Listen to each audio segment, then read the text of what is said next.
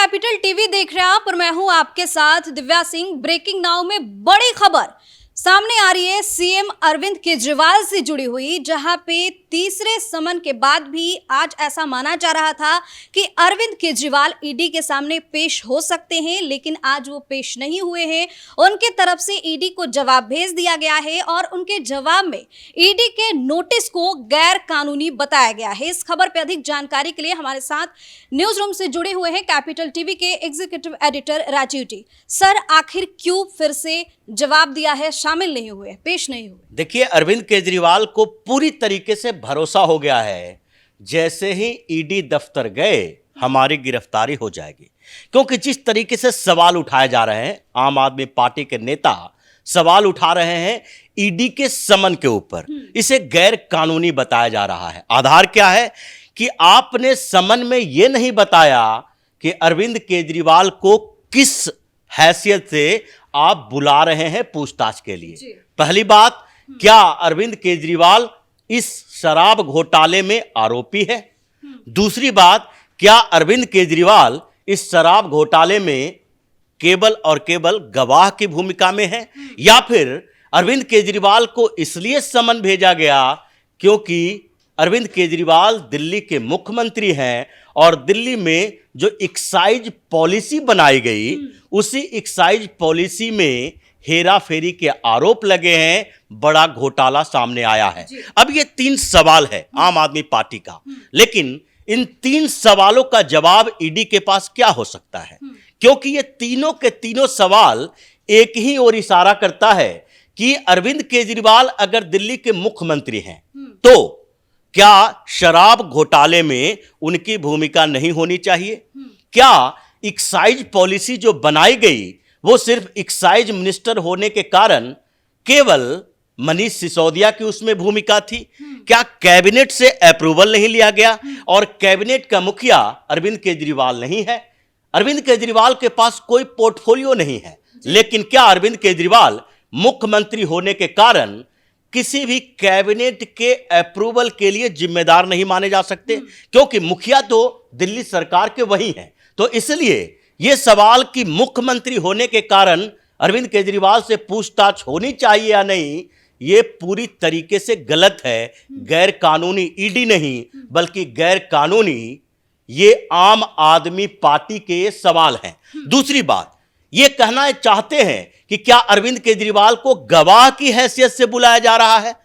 तो किसी भी घोटाले में पूछताछ के बाद, इन्वेस्टिगेशन के बाद यह पता चलता है कि यह आरोपी है या गवाह है। जैसे शराब घोटाले की बात है, शराब घोटाले में जो दिनेश अरोड़ा से पूछताछ की गई, पहली बार उसका नाम आया इसमें कि दिनेश अरोड़ा इसमें एक महत्वपूर्ण पात्र है, बड़ी भूमिका निभाया है लेन देन करने में, ये पैसे को पहुंचाने में भूमिका निभा रहा था, ये मीडिएटर की भूमिका निभा रहा था, और इसलिए मनी ट्रेल जो पकड़ा गया उसमें दिनेश अरोड़ा का बुलाया गया। दिनेश अरोड़ा ने फिर पूछताछ में बताया कि कैसे विजय नायर एक मेन भूमिका में था। मनीष सिसोदिया ने विजय नायर को हमारे से मुलाकात करवाई थी और मीटिंग में मनीष सिसोदिया ने कहा था कि ये विजय नायर सब काम करेगा। फिर समीर महेंद्रू की बात है, समीर महेंद्रू से भी पूछताछ की गई है। ये एक कॉल है और वो कॉल रिकॉर्डेड है, ईडी के पास है, जिसमें अरविंद केजरीवाल से बातचीत हो रही है और अरविंद केजरीवाल कह रहा है कि ये विजय नायर मेन भूमिका में है, जो ये करेगा समझ लो कि अरविंद केजरीवाल कर रहा है या सरकार कर रहा है, भरोसे के लायक है। यानी अरविंद केजरीवाल ने हरी झंडी दिखा दी थी कि सरकार में एक्साइज पॉलिसी के लेकर जो भी निर्णय लिए जाएंगे और विजय नायर जो आपको बताएगा वो समझ लो कि अरविंद केजरीवाल बता रहा है, क्योंकि समीर महेंद्रू को विश्वास नहीं था विजय नायर के ऊपर और इसलिए वो सीधे अरविंद केजरीवाल से बात करना चाहता था। लेकिन सबसे बड़ी बात है कि दिनेश अरोड़ा से जब पूछताछ हुई, जब वो फंस चुका है, तो उसके बाद उसने कहा कि ठीक है, हम इस इन्वेस्टिगेशन में आपका सहयोग करेंगे, और इसलिए वो अप्रूवर बना, यानी कि गवाह बन गया, सरकारी गवाह बन गया। वो ईडी की तरफ से गवाही दे रहा है। तो गवाह तो तब बन सकता है जबकि उसको उसमें इन्वॉल्व्ड दिखाया जाएगा, पूछताछ होगी। जब उससे कुछ और सबूत निकलेंगे और वो इस बात की गवाही देने के लिए तैयार होगा कि हमारी भूमिका नहीं है लेकिन दूसरे की भूमिका हो सकती है। अरविंद केजरीवाल के घर पे बैठक हुई, ये बताएगा कि उस बैठक में कौन कौन से लोग शामिल हुए हैं, जो फोन तोड़े गए वो फोन किसके इशारे पर तोड़े गए। मनीष सिसोदिया इतने दिनों से जेल में है, संजय सिंह जेल में है, विजय नायर जेल में है, तो इन लोगों की भूमिका थी। तो क्या आपके आवास पे जो बैठक हो रही थी उसमें आपको इस बात की भनक नहीं मिली? या तो आप आरोपी हो या तो आप गवाह बन के बताओ कि मेरी भूमिका नहीं है, सब करा कराया मनीष सिसोदिया का है। बार बार चिट्ठी लिखकर ही जवाब दे रहे हैं, ईडी का सामना नहीं कर रहे हैं, ऐसा क्यों, डर रहे हैं क्या? देखिए, ये तो पता है अरविंद केजरीवाल को, पूरी आम आदमी पार्टी यही बात कह रही है कि अरविंद केजरीवाल को उसी तरह गिरफ्तार कर लिया जाएगा जिस तरीके से मनीष सिसोदिया और संजय सिंह को गिरफ्तार किया गया। यह विजय नायर का नाम नहीं लेता है, जबकि वो इसका कम्युनिकेशन सेल का इंचार्ज, इतना बड़ा नेता, लेकिन उसका नाम नहीं लेगा क्योंकि ये चाहते हैं ये सारे लोग कि विजय नायर, जो कि मीडिया में या लोगों के बीच उतना पॉपुलर नहीं है, लीडर नहीं है, वो बैकडोर से काम कर रहा था, इसलिए वो अगर बलि का बकरा बना दिया जाए तो भी कोई दिक्कत आम आदमी पार्टी को नहीं होगी। इसलिए संजय सिंह, मनीष सिसोदिया, ये दोनों को फंसाया गया है, विजय नायर को फंसाया नहीं गया। विजय नायर तो सीधे तौर पर गलत कर रहा था, सिसोदिया और संजय सिंह को भरमाया था विजय नायर ने। इन लोगों की ये चाल है। लेकिन अरविंद केजरीवाल समन को इग्नोर कर सकते हैं। कब तक इग्नोर करेंगे? क्योंकि ईडी के पास इसके अलावा ऑप्शन है। ईडी अगर चाहे तो तीसरे समन के बाद ही वो कोर्ट से नॉन अवेलेबल वारंट के लिए अप्लाई कर सकती है। दूसरी बात, अगर ईडी नहीं चाहे कि अभी नहीं, अभी कोर्ट में जाने से मामला खराब हो जाएगा, हम और समन भेजते हैं, कम से कम ये दिखाने की कोशिश करते हैं कि हम इनको बार बार समन भेज रहे हैं, ये पूछताछ में हमें सहयोग नहीं कर रहे, इसलिए उसके पास ये भी ऑप्शन है कि वो कोर्ट जाने की जहमत न उठाए, बल्कि समन भेजे, एक और समन भेजे, और उसके बाद जब ये समन का जवाब सिर्फ चिट्ठियों में दे तो फिर क्या करे?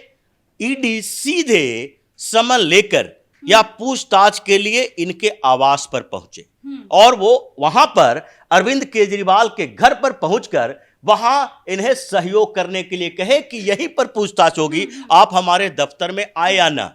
और वहीं से अगर ईडी को लगेगा कि अरविंद केजरीवाल तथ्यों को छुपा रहा है तो इसका मतलब है कि उसके आवास से, घर से ही ईडी हिरासत में लेकर अरविंद केजरीवाल को फिर कोर्ट में पेश करेगी। तो चिट्ठी में तो केजरीवाल कह रहे हैं कि हम सहयोग करने के लिए तैयार हैं। अगर सहयोग करने के लिए तैयार हैं तो ये चिट्ठी लिखकर सहयोग करेंगे कि आप आमने सामने उनके सवालों का जवाब देंगे कि आपने विजय नायर को खुली छूट क्यों दी।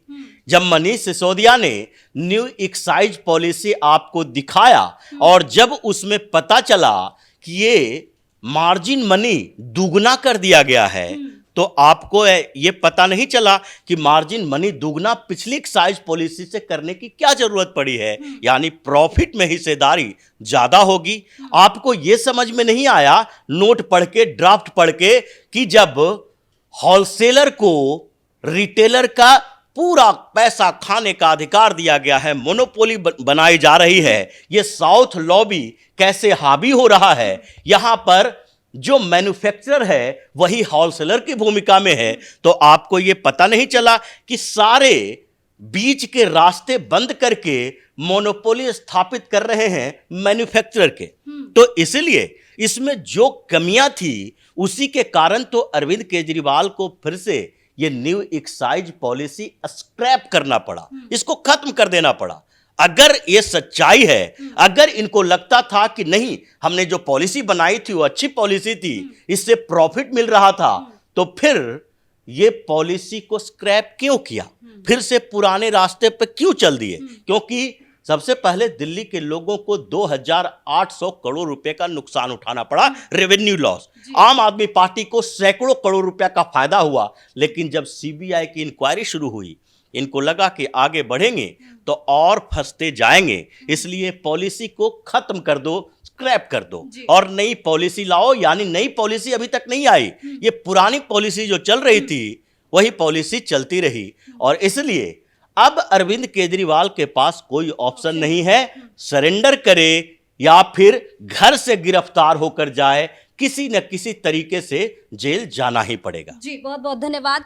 तो ईडी के तीसरे समन के बाद भी केजरीवाल ईडी के सामने पेश नहीं हुए हैं। उन्होंने चिट्ठी लिख दी है और ईडी के नोटिस को गैर कानूनी बता दिया है। ऐसे में अब माना जा रहा है कि ईडी इनके आवास पर जा सकती है, इनसे पूछताछ कर सकती है और अगर ईडी को संतोषजनक जवाब नहीं मिलता है तो सबूतों के आधार पर अब अरविंद केजरीवाल की गिरफ्तारी तय मानी जा रही है। इस खबर में फिलहाल के लिए इतना ही। देखते रहिए कैपिटल टीवी। कैमरामैन अशोक के साथ मैं दिव्या। नमस्कार।